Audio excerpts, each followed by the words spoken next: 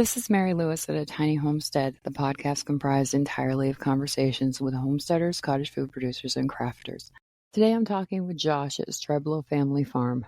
Good morning, Josh. How are you? I'm doing well. How are you?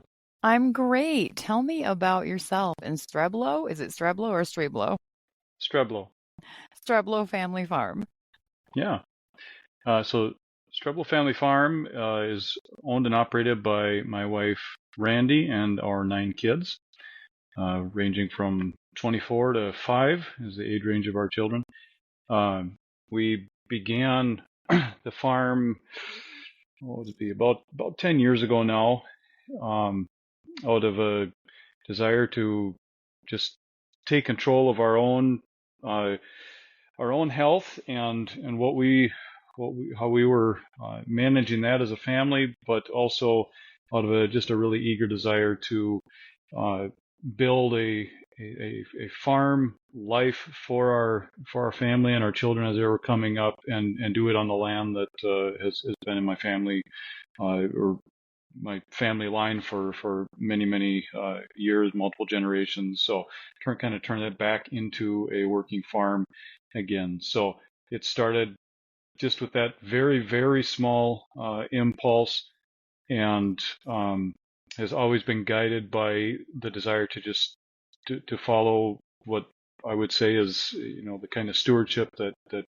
is motivated and seen in an understanding of God as creator and man as the caretaker of his creation, and so that has put us down a path of regenerative farming, seeking to just constantly multiply the resources and promote health and life in every way possible on the land, and now that's kind of continually moving outwards into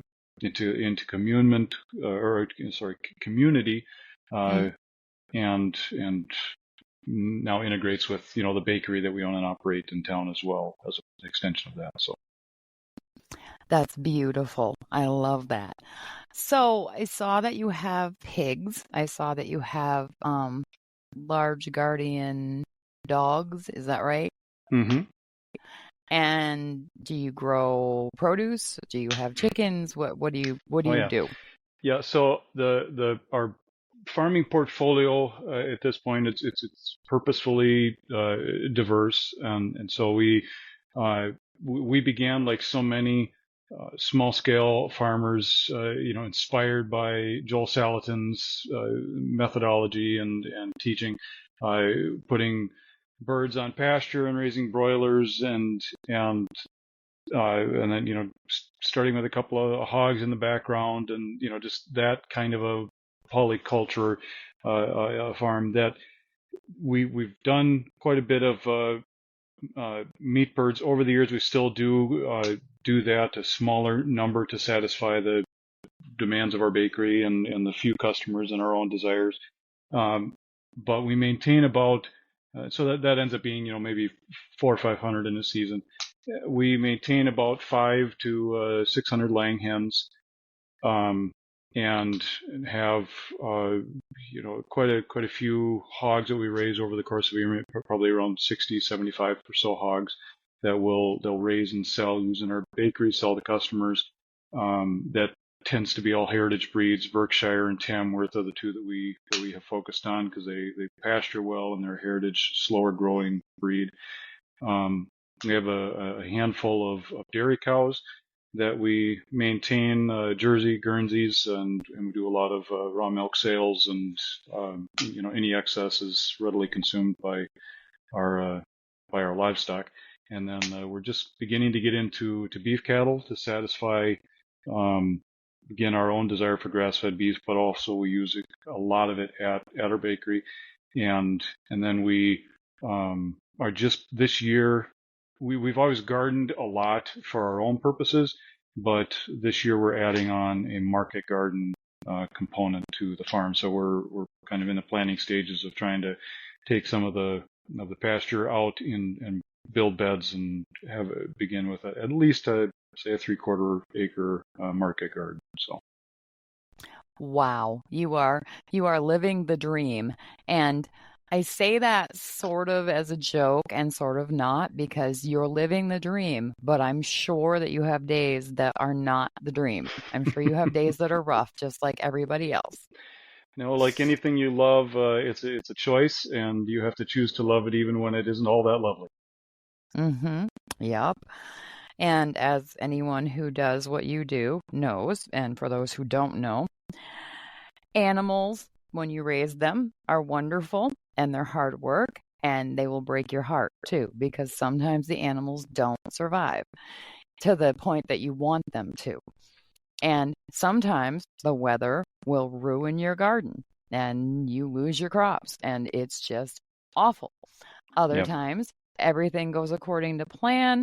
You get more produce than you thought you'd have, so you have a surplus and you can share it and sell it and everybody wins. It's an up and down thing, and it's not the easiest thing ever. So I commend you, and I'm sure that your kids are involved in this. Yes. Oh, constantly. I mean, that is why we built it. It's been a very purposeful part of kind of inculcating that desire, and constantly drawing out the beauty of even the hard times with our kids. And at this point, there's a constant flow with all of them between the farm life and and the bakery life, and they're able to see that kind of full cycle of we begin something on the farm, we tend it, we mature it, we endure all of those difficult moments, but then ultimately it pushes not only into our family life and our health and our life and food and all that, but it pushes all the way out there into the community, and so they're able to kind of see that kind of full orbed way in which the life can touch and bless, even though it contains, like you say, a lot of hard times, a lot of difficulties, a lot of upsets, but you'd be thankful for those as well, and because there's always good that comes from it if that's how you're looking at it. So Yeah, my dad would say that that lifestyle builds character. And yeah. and I have lived 54 years so far, and I've been through some stuff. And my I was kind of talking with my dad about it years ago, and he said, "Honey," he said, "you're building character." Yeah. And I said, at this point, I feel like I should be a cartoon, because that's how much character building has been going on. And he laughed. But the process of living a life can't help but build character. It's just a matter of what kind of character is built.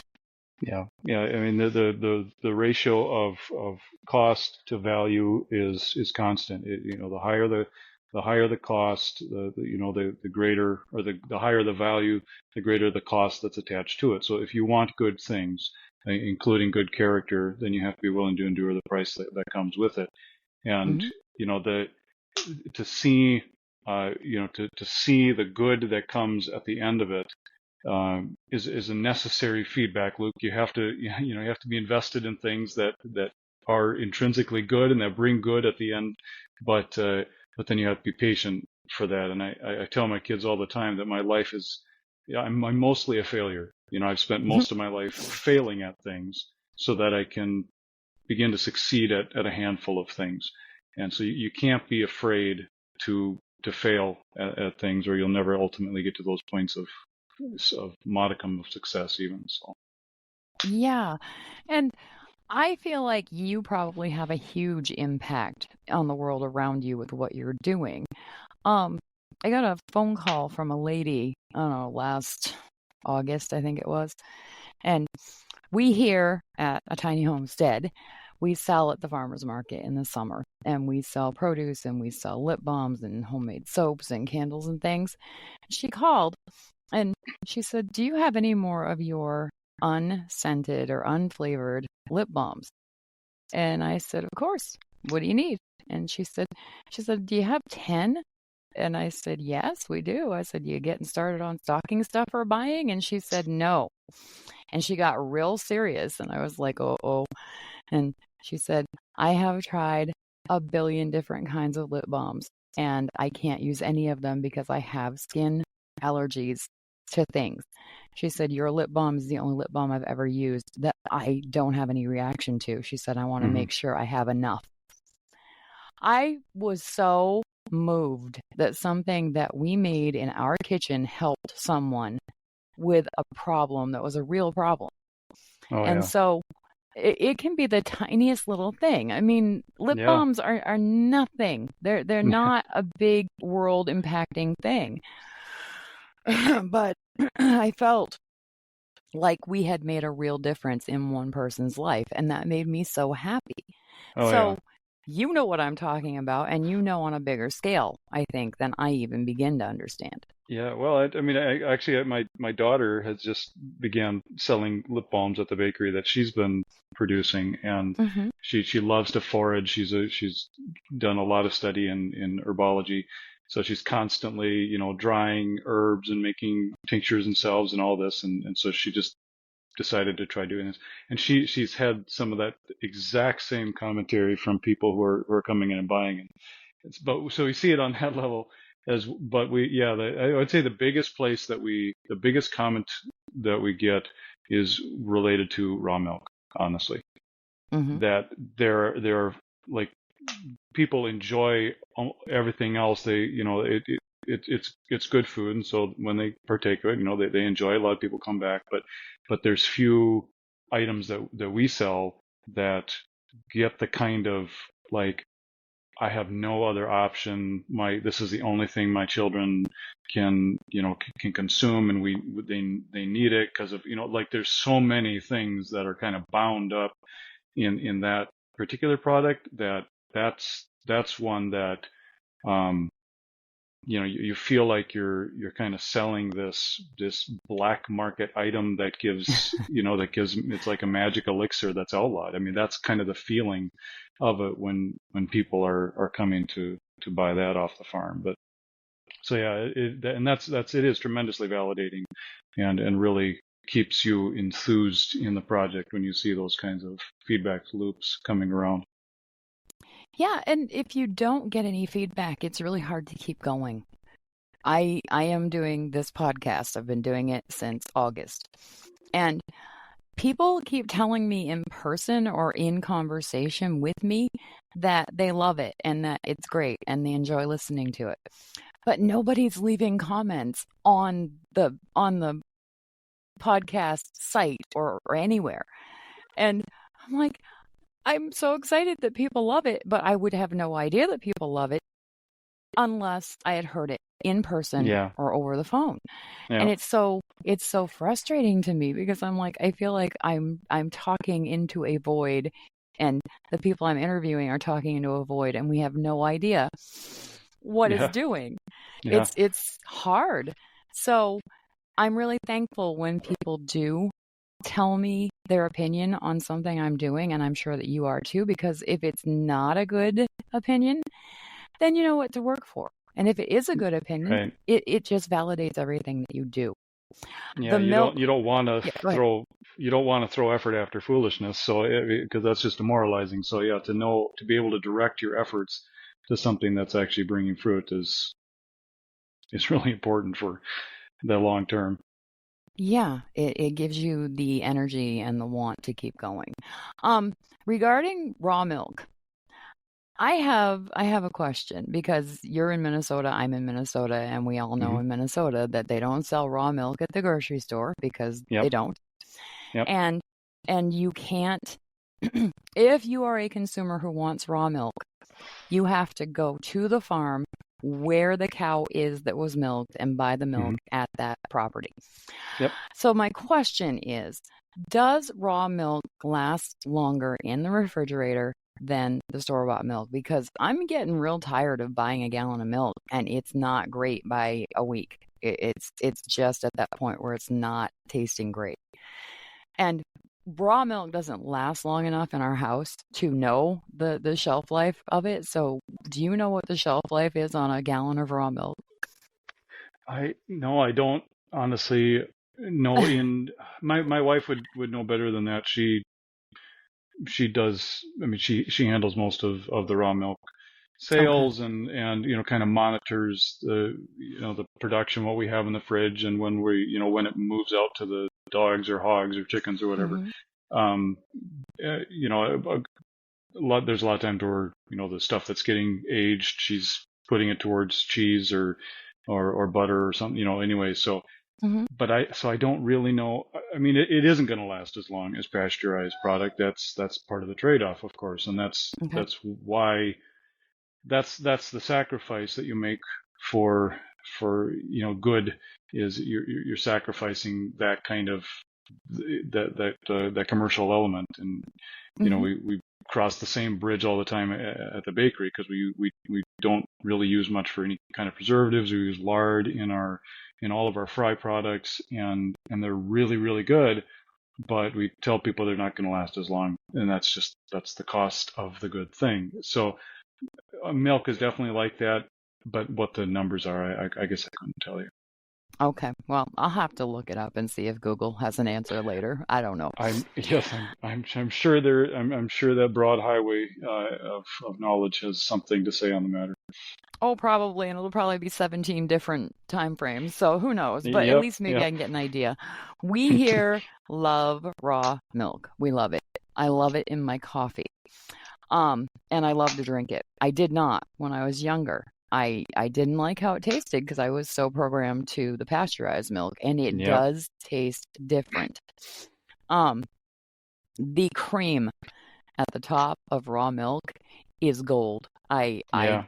absolutely love it in my coffee. I have not attempted to make cheese yet. I'm thinking about it maybe this fall. Um, we know Start with someone who, mozzarella, nice and yep, nice and easy. yeah, I hear that that's the best place to start. There is a place about 20 minutes from us, and they sell raw milk. We bought some a couple years ago. Loved it. But there's nothing over there for us to go do as well to go pick up the milk. So we only go like once a year. Raw milk for us is a treat, and that probably sounds funny to you because your kids live on raw milk. Yeah. But it's I can't say enough good about raw milk. Um, and I understand that there could possibly, in some tiny percentage, be some issue with someone getting sick from drinking raw milk. But I have never met anyone who's gotten sick from drinking raw milk. Yeah. So if you don't have a dairy allergy, support a farmer, buy some raw milk, try it. You might like it. Yeah, absolutely. I mean, I love that. It goes along with like so many of the million other, fallacies of the kind of modern way in which we tend ourselves and go about this project of maintaining health. Is that, people for millennia were drinking this product and receiving the benefits that came from it. And it's really not until it's an industrialized product, and you're trying to move it into, and you're disconnecting the consumers from the producers by time and distance, that this necessity comes in to fundamentally change the product itself. So the argument, like so many other arguments that have sprung from industry and that is just, it just doesn't have very strong legs. You have to kind of keep them hidden under a shroud in order to keep that premise alive. Yeah, and I'm gonna go out a little bit on a limb here. I think that we need government for some damn good reasons. I also think that government tends to get in the way and makes everybody trip over their own feet a lot of the time. No, So absolutely, that's my take. I don't want to get too into it absolutely. because Yeah. it's We not the need right it. We way. need them for reasons, but the reasons are very few, Hmm. and not the the infinite number that we're currently living under. Yeah, it just makes trying to do things so difficult, and it makes trying to do good things really difficult. Yeah. So that's my take. That's all I've got to say on that. I don't want to start a war on my podcast with anybody. Um, so tell me about the bakery. How did that come about? Well, it was really a direct um, it was directly connected to our desire to have the farm, and that we were doing this. But we live in a very rural area. We're far western Minnesota, town of just shy of 3,000, and so, which is already kind of filled with old farm knowledge and old farm understanding, but conventionally farmed. So when you're trying to farm in an unconventional way, amidst that context, you're seen as kind of you're seen as an oddity, and you're seen as that whole process, that whole way, it's just not met with Mm-hmm. with the kind of welcoming arms of those who are like discovering what good farm practices are. It's like most of the people out here remember it back when they were kids, but now they've chosen to do it another way. So trying to make those arguments is a lot harder, and it's just not, there's just not the marketplace for it. So we knew that in order to try to distinguish ourselves, and like the best way to do that was to try to find a way to like value add what we're doing, bring it all the way forward. And it was about that intersect where we're kind of struggling against how do we make a go of this small farm enterprise, and to support the family when our neighbors just down the road from us, we got caught a rumor that they were retiring, looking for options for the bakery that they hadn't even. It was just absolutely that. It was just an absolute rumor through one person or another, and we thought, if that's true, that could be a really good fit for us. So we wrote them a letter saying if that's true, we'd love to talk to you about it. And the next day, our neighbor stopped over, and we went from there. They cried actually when they got our letter, because they had just been hoping that some family would talk to them about it, because they didn't want to put their life on the market block. This is a bakery that had been in their family for 60 some years, and so it was just kind of, hey, we were willing, they were ready, and just so eager to just pass this on to another family. So few months, we bought the bakery. The Tom worked with us for 4 months to just pass on as much as he could to ensure that we, could succeed and elicit the rudiments of what it was, and it kind of went from there. So we've owned it for about 4.5 years now, and at this point, I think we've done a lot of development of what was there, and in terms of just the baking itself, because there's just a lot of energy and and just enthusiasm that we've brought to that. But then we of course brought all of the farm stuff into it as well. So tremendously expanded the breakfast and lunch menus that are offered there, and they're just playing around with ancient grains and sprouted grains and sourdough and that, to try to offer more and more of a of a healthful product, along with the wonderful sweets and treats that are part of a full line bakery. That is awesome. I love a good bakery. We don't, I shouldn't say that. We do have one nearby. It's about 15 minutes away. And they're not using ancient grains and things. They're just a bakery, but they make a killer yeast donut.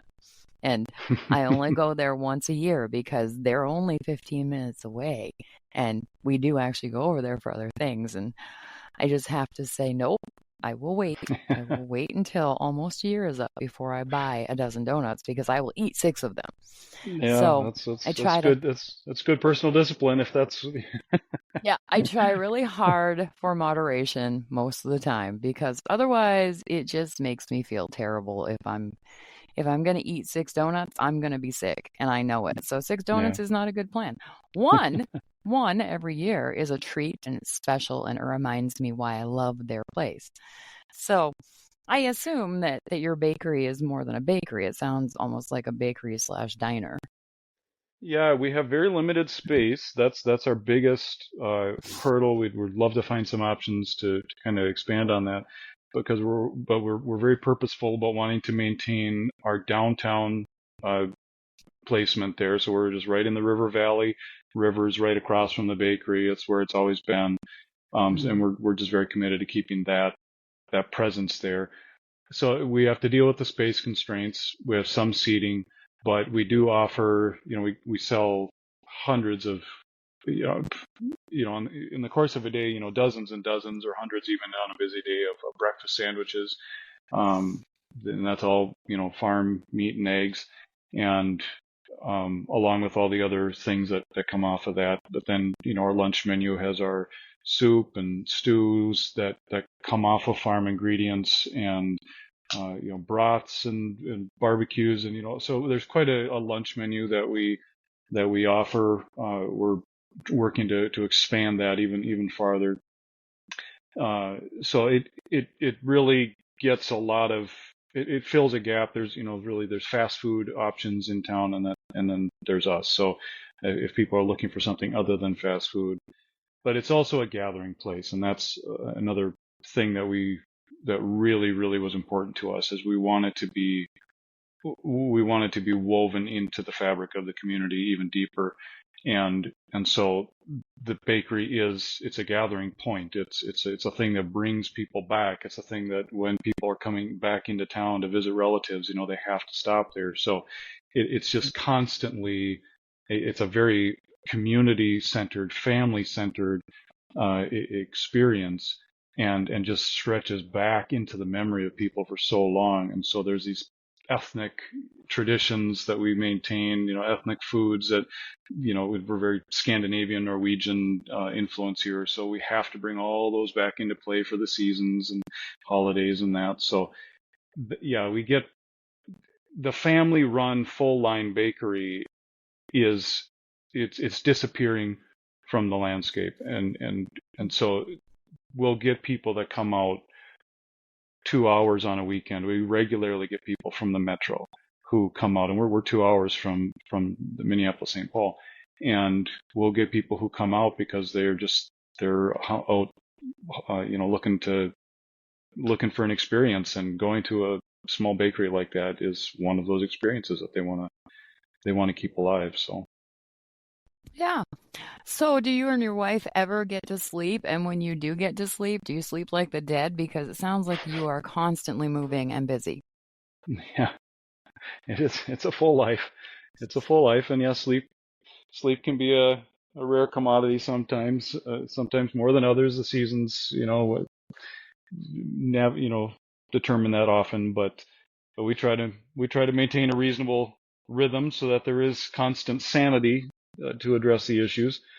But yeah, we have a great team, and that's what makes all of that possible.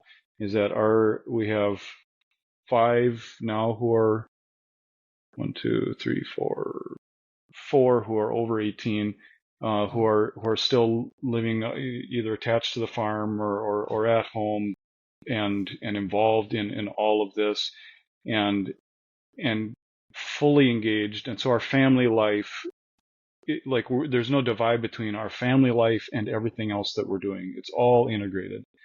So we're living together, and we're working together, and we're in the community together. And so that kind of constant involvement of everyone, and constant conversation and laughter, and is just, that infuses so much energy and strength into an enterprise like this. Yeah, I would imagine it probably does. My husband and I have 4 kids, and the youngest is still at home. He's 22. And the other 3 have moved out and on to their own things. And we keep saying that we wish that we had been in a position to buy our place that we have now when they were younger, because we feel like they would have had I don't want to say better upbringing, but maybe fuller upbringing, because they all were raised in town. And now we have a 3.1 acre property in the middle of nowhere. I mean, we're surrounded by cornfields in the summer. And if we had had the kids living in this situation then, we probably would have done more animal husbandry or more things. And so we basically bought this place because we didn't want to die in the little tiny house that we lived in town. Mm-hmm. And we are very happy to live here, and I would be very happy to die here when it's time. It's a beautiful place. But I feel like we didn't give our kids the things that we really wanted to give them because we weren't in a position to do it. So we gave them everything we had at the time. You are in a wonderful position to give your kids everything. And that's a blessing in and of itself. Well, and the thing is that, and So, I'm so thankful. I mean, God has been so good to us to give us what we have, but to engage in the kind of life that we have and the kind of methodology of how we are, raising our children and the lessons like that can be done just about anywhere with purpose. It's easier to do some places, and I always encourage people, if you can, find a rural property and begin, take animals on, do those things, because they'll all come naturally. But the choice of like adding those elements into into the family life or into the personal life, like that, the principles can be applied in so many diverse ways. And so even with our own, as we're training our children, bringing them up, we can't guarantee what kind of a farm life they might, or experience they might be able to have with their family. But them understanding the foundations of it, the whys, and the how to do it, like they could apply it on these little micro levels, and just doing that begins to add in all those elements, and actually equip you to like see the opportunities to do it in other places. And that's why I love farmers like Curtis Stone up in British Columbia, Canada, who was known as the urban gardener, who made this big market garden enterprise, but he did it all based on just little backyards mhm. in town, just unused little plots that he talked his way into farming. And and there's so many stories like that that just says, if you want to do that kind of a thing, you could. You just have to value it first and then think out of the box. And that's where I think this age that we're in at the moment, however long it may last, where we've lost so much, there's still this little window of time where there's the stories are out there, the people are out there that provide a way to kind of recapture some of all of that and begin to weave it back into everyday existence. Yeah, we baby stepped it. We had a small backyard that was just grass, and it wasn't good grass either. I mean, no, grass is good grass, but this was crabgrass. It was bad. And we stripped everything out and planted veggies and planted flowers and planted herbs because we wanted those things.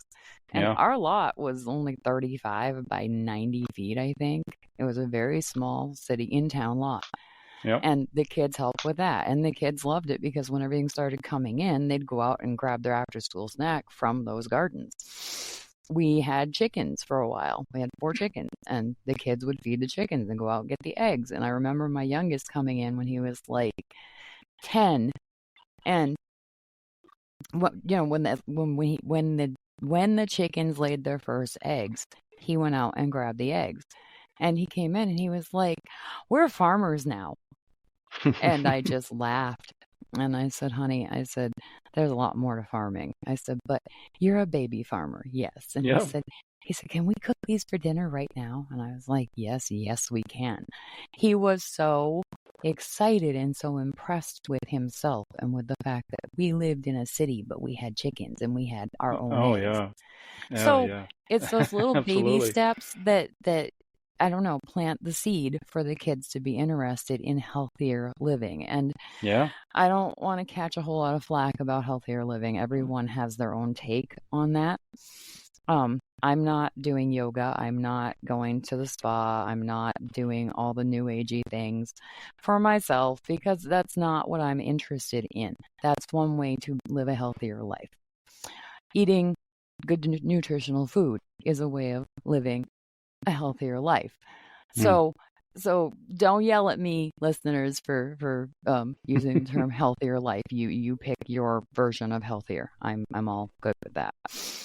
So, but the kids learned about if you if you dig a hole in some good dirt and put a seed in and put the dirt back over and water it and take care of it, it will produce something you can eat or something that's pretty. Oh So, yeah. so we Yeah, did the and best we could with what we had yeah, at the time. that's great. And it's something that it not only do you see the connection between, but of health and the cycle of life in that way, but you also it's something that it's tremendously empowering in all the good way, in all the right ways, in that it to have some measure of control over what you actually put in your body is really powerful, and to know that you can do that gives you a sense of a sense of resiliency and a sense of strength that's hard to match. So even if it's on just the smallest, even if it's just one thing, to be able to say, you know what, I can actually do that. I can actually bring something from that to this, and I feel the effects. I feel the goodness of that thing. So to bring your kids up in that kind of a framework, is a way of just of opening up that doorway into infinite options that they might take on. Yeah. And like I said, it would have been great to have more land and a nice house for them to be in that had more than 2 bedrooms for 4 kids. Luckily, 3 were boys and 1 was a girl, so the girl got the It bedroom by worked out. herself for the first, Yeah. however. You know how this goes. Oh Um, yeah. but point being, they're all good people. Um, my my oldest son out of the 3 is right now getting ready or trying to get ready because everybody got snow. But he's in Nebraska and he's very excited. They just moved there and he's so excited to start his first gardens he's been able to grow since moving out from our place. And he is just lit up. He's like, I can't wait. He's got the seed starts going in his house and he's so excited. And for us, we've been growing produce for over 20 years now. So my table has seed starts on it. We've got tomato seedlings coming up. We've got basil. We're going to do some more this weekend. For me, it's like this is what we do. This is Yeah. what March and April look like in my house. My kitchen table is covered with seedlings and will be for 8 weeks. So I understand his excitement because I remember the first time we did that, we were really excited too. Now it's a matter of course, and it's still Yeah. good, but it's not that new thing for us anymore. Yep. So, but Yeah. anyway, To witness the joy of initial discovery is always amazing. it's beautiful. I love watching my kids grow. I love watching my friends grow. I love watching my parents grow, and they're 77 and 80, and they're still living new or learning new things. So, Yeah. Yeah. watching the process of discovery is always fantastic. Yeah. All right, Josh. I don't want to keep you too long because I know damn well you are really busy, and thank you so much for sharing your time with me. No, absolutely. Appreciate you reaching out. Yeah, do you guys have a YouTube channel yet, or are you not going to do that? It sits quite regularly on the board of things that needs to get done. Hmm. But we just have a hard time integrating that. So we're trying to get better about using Facebook or updating our website. But we keep talking about how we could probably do something with a YouTube channel if we actually had the time to sit down and I figure it think out. that would be So it may come at some point, but I it's think that not would there be yet. great. Yeah. Yeah, I think your number one, your voice is fantastic, so you would be great at the um narrating whatever you're doing. And number two, you have a beautiful place and beautiful things that you're doing, and video is great for promotion. So if you find the time in your copious amounts of spare time, it's a good thing to do. All right. All right, Josh, thanks so much. Have a great day. Absolutely. Thank you. All right, bye. Bye.